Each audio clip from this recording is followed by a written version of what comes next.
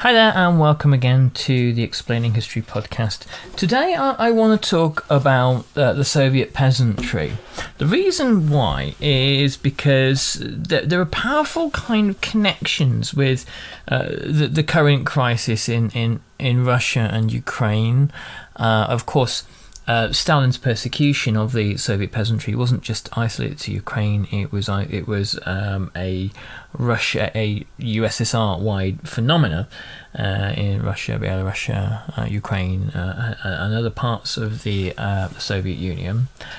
But Ukraine's particularly devastated by Stalinism, because what Stalin was seeking to do was to simply expropriate the peasants, to take their surplus grain, take the wealth of the peasants, and to use that in order to rapidly industrialize. And he does it in an extremely violent manner that results in famines. As you can see now, the Ukraine is one of these parts of the world that still is capable of producing enormous food surpluses, and the blockade of the Ukraine shows that, throws parts of the world into dire peril of famine.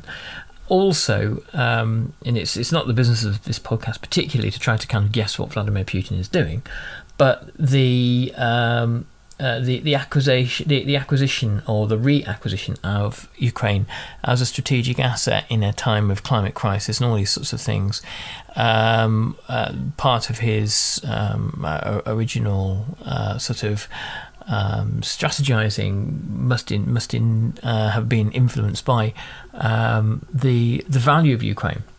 So in order to look at how the Soviet peasantry fitted into Stalin's calculations, we're going to look at Russian Peasants and Soviet Power by Moshe Lewin. It's an excellent exploration of the peasantry and the Soviet state. It's slightly misleading in that, as mentioned, the peasantry was not exclusively Russian, but other than that, it's a superb book, and it helps us to understand who the Russian peasants were. I've obviously talked an awful lot about Sheila Fitzpatrick's Everyday Stalinism. And Everyday Stalinism is focused on urban life. It's not focused on the peasantry at all, and she's quite sort of explicit about that to begin with. So this helps us to look at the people who were in many ways most affected by Stalinism, most negatively affected by Stalinism, the Soviet peasants, and who they were. So we're looking at chapter 2, the problem of class stratification within the peasantry. And Moshe Lewin writes, "The peasantry, which had proved an indispensable ally during the October days and an unpredictable and troublesome support during the Civil War, continued to figure largely in the regime's concerns, a source of perpetual political and doctrinal anxiety. During the new economic policy," this was Lenin's limited reintroduction of capitalism into Russia after the devastation of war communism and the Civil War.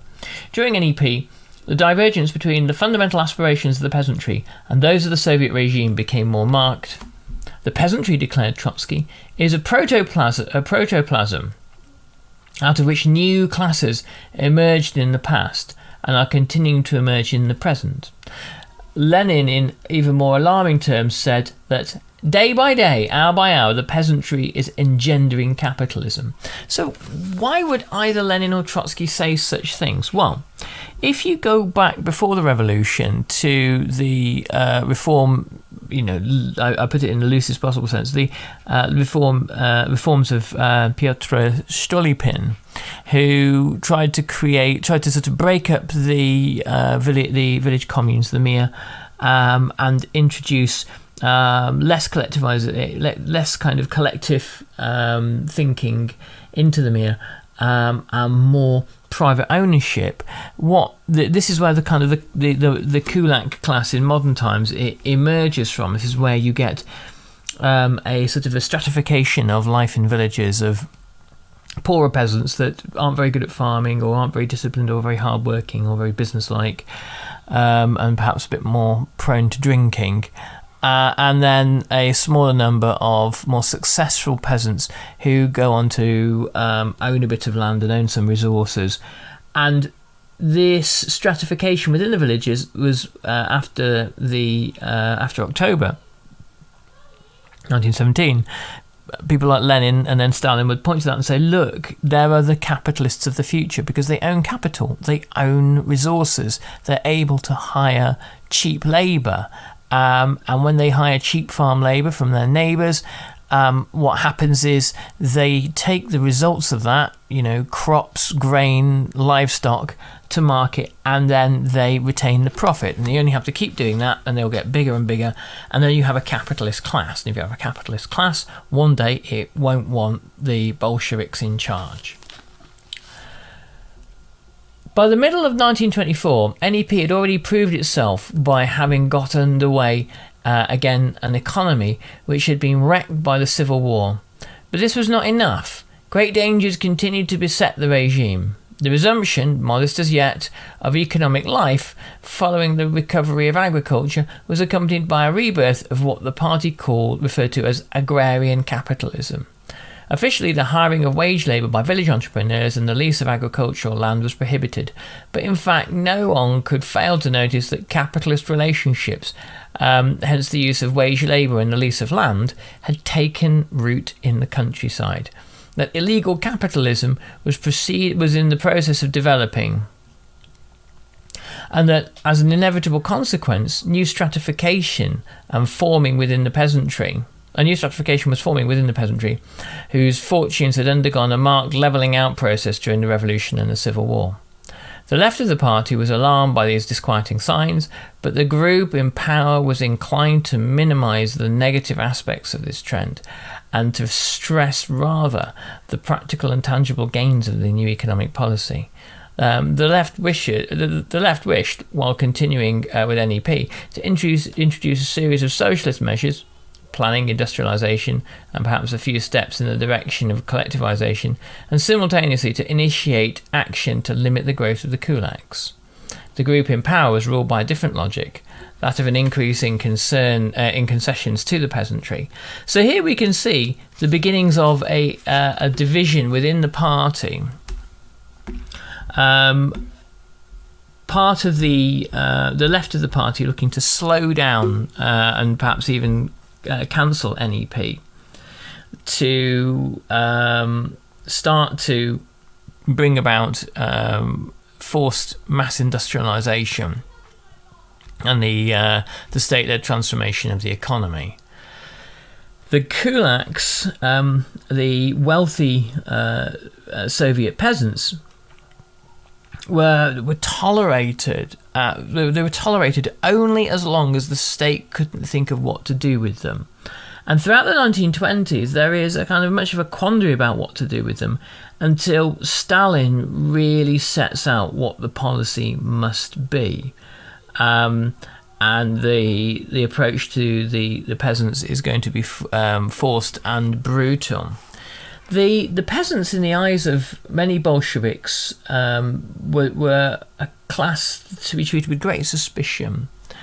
Many Bolsheviks who had been in and out of Tsarist prisons had long memories of the people who essentially pointed rifles at them or locked them behind bars, and often these were Russian soldiers who were sons of peasants, or essentially peasants in uniform.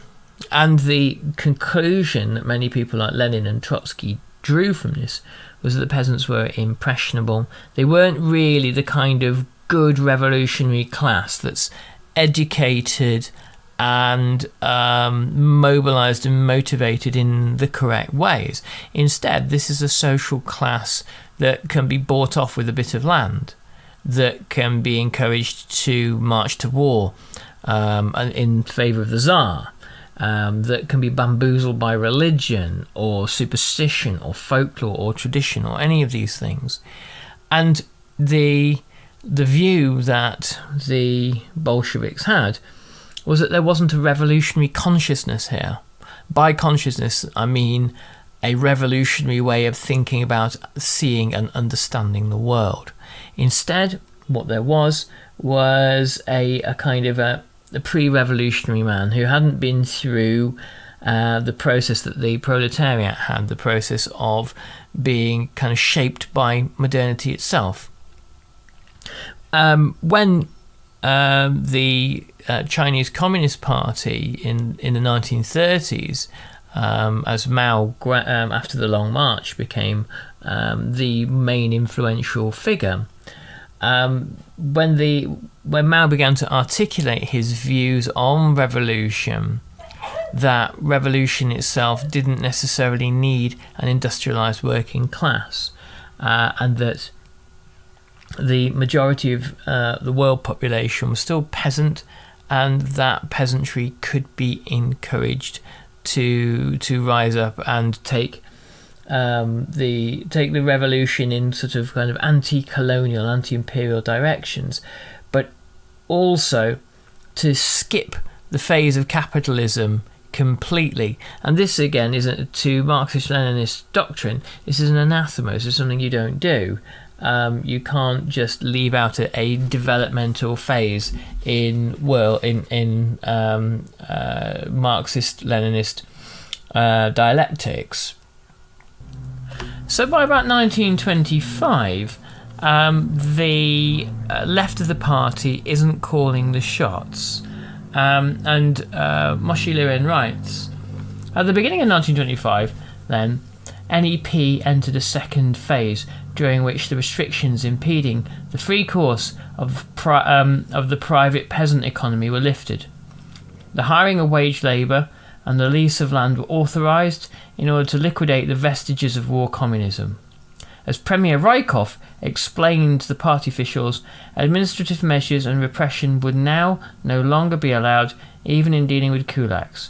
Only economic measures would be permissible, and in particular the use of fiscal policy, but also deprivation of the right to vote, although this was not an economic measure, together with so-called positive policy, the aim of which would be to help the peasants. As early as May 1924, Zinoviev was worried by the fact that something new has just begun as a result of NEP. The countryside is undergoing a process of class stratification. The regime had won support within the prosperous sector of the peasantry, which for Zinoviev was a disquieting symptom. And yet Zinoviev, who was soon to find himself dramatically opposed to the very policy which he was then advocating, declared that instead of relentlessly bringing pressure to bear on the kulak, one must help the middle peasant, help the poor peasant. The clearest and most optimistic description of this new phase of NEP was given by Bukharin in the famous watchword, "Get rich." This was apparently addressed to the peasantry as a whole, but it could only have one result. The beneficiaries of party and governmental favours were, on the whole, the enterprising and well-to-do peasants, notes historian E.H. Carr. But these peasants were inevitably becoming kulaks. So you have this curious paradox that the process of creating kulaks that had begun in sort of embryonic terms under Stolypin, when the Romanov dynasty was in power, this is continued by the Bolsheviks as a result of their desperation, as a result of the crisis that the Civil War had created. I mean, Trotsky famously said at the end of the Civil War, words to the effect of, "We won the Civil War but destroyed the country as a result in order to do so." And so Lenin was very much about having short-term strategic withdrawals where they are necessary, but in the eyes of the left of the party, and this is where Stalin eventually kind of makes his stand. In the eyes of the left of the party, what's happening is the destruction of the Bolsheviks, of the new Soviet regime, is being stored up for later on by this creation of the Kulak class. From 1925 onwards, as a result of the inevitable interplay of market laws and of factors peculiar to a primitive agricultural society, the process of stratification within the peasantry increased, and the Soviet regime was faced with another new class movement within the agricultural masses, a movement which ran counter to the regime's own objectives. A stratification similar to that of the pre-war period was beginning to emerge and was causing widespread disillusion among the party and the peasantry, the poor peasantry. Many of them had fought for the Soviet regime on various fronts, or had requisitioned grain from village exploiters, only to find that the government was now favouring these same property owners, and even the grasping kulaks themselves. The latter were meanwhile seizing control of the countryside and beginning to support the poor man's Soviet regime. This situation caused great anxiety amongst the leadership and spread confusion amongst the activists. Opinions varied as to the extent to which these processes had taken root and the dangers which might arise from them. This was a source of discord which caused some of the bitterest disputes within the party. But even the optimistic right wing could not remain indifferent to the progress of the better off strata in the villages and their growing influence among the mass of the peasantry. So again, the party sees from these social developments the possibility of political developments, and this is kind of what happens, I guess, where, you know, name any political party in the world and you'll have to find the social relations that created it, the people that vote for it and who they are and what they see their interests as being, and the people who are party members and the people who finance it. They are all the product of particular social relations, and they are they are normally formed into particular social classes. So many people in the party were troubled by the NEP. They looked at it and thought, well, why is this policy being enacted that we spent such a long time waging war against during the Civil War? You know, and lost so many of our comrades, and it was, as I said, until only in the advent of Stalin that there is a real fundamental break in 1928. It was abundantly clear, writes Moshe Levin, it was abundantly clear that the free dynamic of NEP was producing kulaks in the countryside as well as NEP men in the towns. And the NEP men are the middlemen, the market traders, kind of gangsters and sort of hustlers who had emerged as a result of the NEP, and also who benefited from the downfall of the nobility. The NEP men would often be seen with wearing fur coats and driving Rolls Royces, with a couple of mistresses who were often the wives of murdered noblemen during the Civil War, and they had acquired these things at a knockdown rate from the nobility. Even the optimistic Bukharin, who foresaw Rastani integration of the kulaks under the socialist system, nevertheless looked on this class as an alien, even a hostile one. If conditions unfavourable to the regime were to develop, there was the risk that the Schmicker alliance of hostile classes nurtured by NEP might combine against the Soviet government. Bear in mind, during the Civil War, in 1921, the Soviet Union had faced a massive peasant uprising, the Antonov Revolt, and this was something that during the Civil War that Lenin said he feared far more than the White Armies. That the idea that the peasants en masse might rebel and control food supplies. Lenin could see the destruction of the regime if the Antonov wasn't defeated, which of course it was.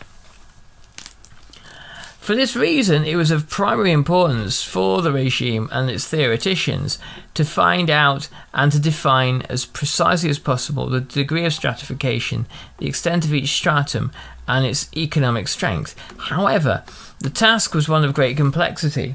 The researchers and politicians worked within the context of certain basic concepts handed down to them by Lenin. That is, the Batrak, Berdniak, Seredniak, and Kulak, these being the different peasant class stratifications. Definitions of these categories caused difficulty enough, but there were still further complications. Among the Seredniaks, for example, distinctions were made between the Malamoshny, the weak, the Zaitoshny, the better off, and the Krepki, the strong.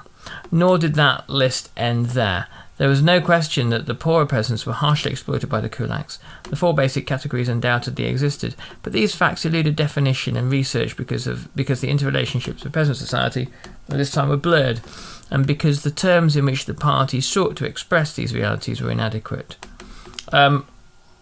Two further obstacles presented the party's Marxist researchers from fully grasping the reality of the class situation in the countryside.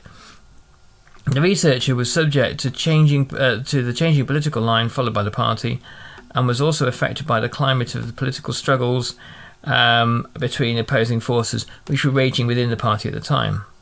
The risk of his being labelled a member of the opposition considerably distorted the course and conclusions of research, so people were very careful about the conclusions they came to. Another handicap was the weakness of party cadres assigned to agriculture in general, and in particular to scientific research on the peasantry.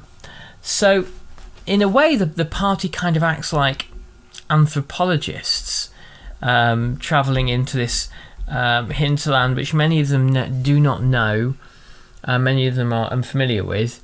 Most party members had lived urban lives up until that point. And the way in which they talk about the peasants, the language that they use, the way they classify them, put them into different groups, really does kind of other the peasantry in the eyes of the party. And they are looking for how the peasantry as a social class has developed and changed, and what that means and what that shows, and what implications there are for the future survival of the Soviet Union. Now, as we shall see as we look further into this, the way in which the state classifies the peasants and the way in which it records peasants, takes names, and gets a sort of a sense of who is who using censuses and all these sorts of devices is a matter of life and death. And there are people who later on who are classified as kulaks find themselves in camps or in front of the three-man troikas who decided life and death. So the process of the development of the kulak class and then the process of the classification of the kulak class is a very, very serious business. But as far as the Soviet state was concerned, you need to do these things to prevent rival social classes from emerging that will create enemy political or even military movements. And you also need to be able to control the people that make food in order to remove the surplus of that food, sell it overseas for foreign income to buy machinery, or use it to or subsidise it and use it to feed workers cheaply. And so one way in which the Soviet Union in the 1930s can be seen is a kind of a violent robbery by the state against the peasantry. Anyway, thanks very much, and I'll catch you on the next Explaining History podcast. Do remember to pop by and find us at the Explaining History Facebook page, and I look forward to seeing you there soon. Take good care of it and all the best. Bye-bye.